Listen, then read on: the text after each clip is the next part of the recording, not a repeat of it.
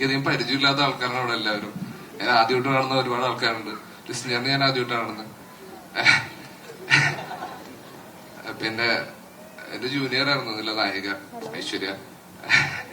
ഞങ്ങൾ അമൃതയിൽ പഠിച്ചാണ്. അപ്പൊ അതാണ് ഇവിടെ എനിക്ക് ആയ പരിചയമുള്ള ഒരാൾ. പിന്നെ പാർവതിനെ അറിയാം. പാർവതി അറിയാം. പിന്നെ സാപ്പ് ഷോൺ അർജുൻ ഇല്ല. എടാ സംഗീത വേണ്ട സംഗീതന്റെ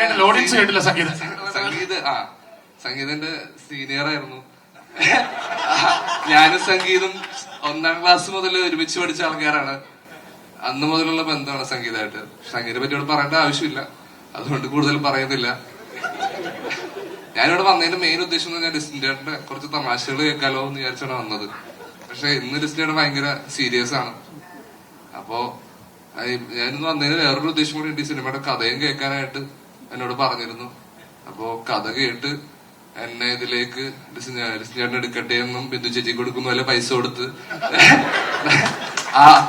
അത്ര അല്ലെങ്കിൽ അതിൽ കുറച്ച് താഴെ ആണെങ്കിൽ കുറച്ച് പൈസ ഒക്കെ തന്ന് ആ പൈസ ലിസ്റ്റിന്റെ തിരിച്ചും കിട്ടട്ടെ എന്ന് ഞാൻ ആശംസിക്കുന്നു. അപ്പൊ എല്ലാവരും ഡയറക്ടർ ചേട്ടാ ഓൾ ദി ബെസ്റ്റ്.